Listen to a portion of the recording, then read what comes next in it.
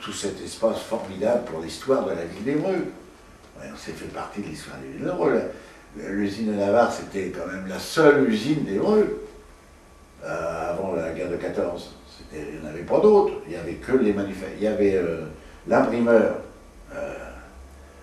l'imprimerie Hérisset, qui était plus ancienne que l'usine encore. Et puis il y avait évidemment les 5 tissages qui ont disparu après la guerre. Il n'y avait pas les fonderies d'air et les fonderies à Denis? Oui, oui, mais c'était rien du tout, c'était des petites choses. Oui, mais il y avait des petites choses comme ça, mais enfin, une usine qui a eu jusqu'à 1000 employés, qui a fonctionné pendant la guerre de 14 en embauchant toutes les femmes des soldats qui étaient partis à la guerre.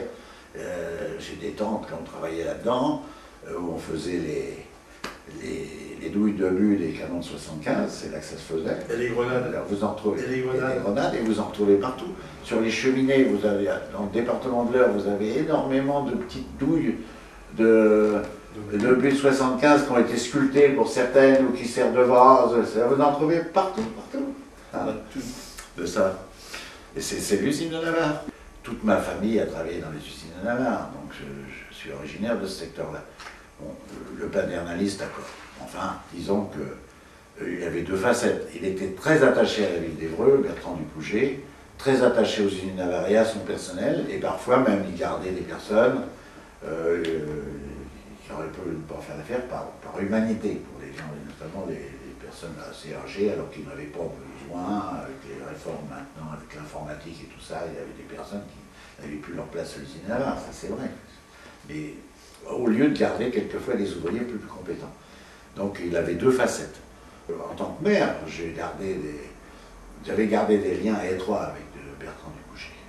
J'avais fait partie plutôt de ses opposants en tant que politique quand j'ai habité le quartier de Navarre, parce que j'ai habité le quartier de Navarre au moment de mon premier mariage pendant 10 ans.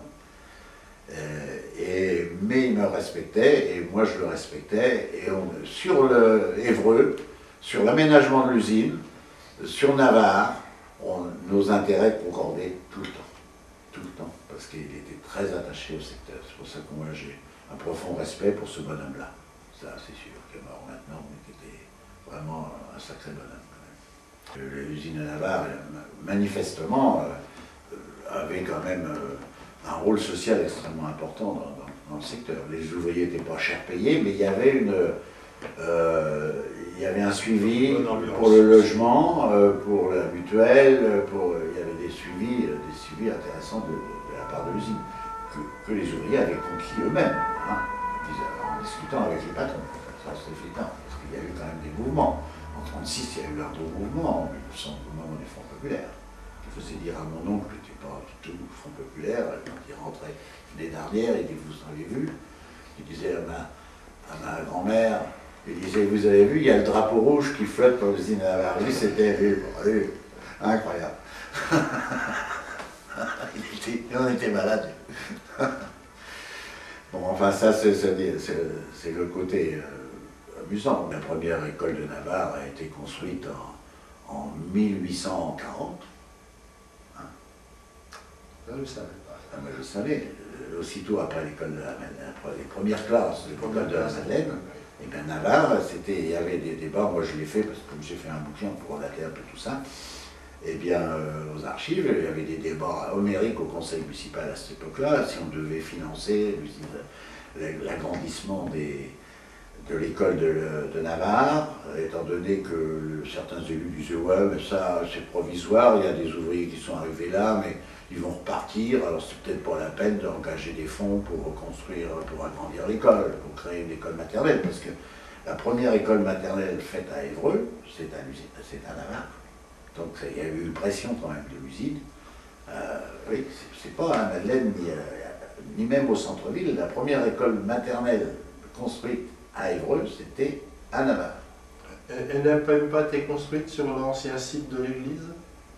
Oui, puisque l'église était par là, et puis l'association de Cézanne avait racheté ce terrain où il a construit l'église toute neuve, qui a été inaugurée en 1898, puisque mon père a été le premier baptisé de la nouvelle église. Il était né le 5 novembre 1898, et ça a ouvert à ce moment-là, et mon père, dans les archives de l'église, vous trouvez Charles Plaisance, c'était le premier baptisé de l'église de Navarre, pour se dire que je suis très attaché à Navarre. Navarre, c'est pas jeune. Il y a un passé historique qui est là, et c'est ça qu'il faut essayer de garder un petit peu, parce que tous les jeunes, si on ne leur donne pas quelque chose, il n'y aura plus de mémoire, ils ne sauront pas quel quartier ils habitent. Avec M. Dupouget, on avait imaginé que lui, il avait conservé, il me les avait montrés, il m'avait conservé énormément de petites machines, de pièces qui ne servaient plus à l'usine Navarre, mais il les conservait pour un jour les choses posées. Et puis j'ai bien peur que tout soit disparu. Alors il y a certaines pièces qui ont été sauvegardées avec certaines machines avant le départ complet de DPM Industrie. Elles sont gardées dans un endroit à l'abri de la flotte. Certaines machines sont en plein air, donc vont rouiller, vont être détruites. Et on est en 2007 et ça a fermé en 2015. Ce que nous, Association Équilibre de Liton, ce que l'on voudrait, c'est que l'on protège et que l'on garde la turbine qui était quand même la production électrique complète de l'usine. Ça, c'est sur le site de l'ancienne usine de Zing. Il y avait aussi dans le bâtiment dit du garage une petite roue dont aujourd'hui il reste le squelette métallique, mais il n'y a pas grand chose à faire pour remettre les palettes. Bon, elle entraînait une dynamo qui permettait d'alimenter le garage en électricité. Disons, ces choses-là, on voudrait bien que ce soit gardé. Il y a l'ancienne chaudière, c'est pareil. Il y avait le volant qui était la commande principale de la force motrice de l'usine, qui n'était pas avec des poulies, comme on voit maintenant en cuir, mais avec des cordes. Et c'était des cordiers du Havre qui venaient spécialement refaire les cordages de la force motrice générale de l'usine. Cette pièce doit faire dans les 5-6 mètres de diamètre. C'est un monument industriel qu'il faudra aussi préserver. Alors qu'est-ce que ça va devenir? Le mystère, à moins que la mairie se décide à faire sauvegarder, disons, ces matériels-là. Le grand-père de mon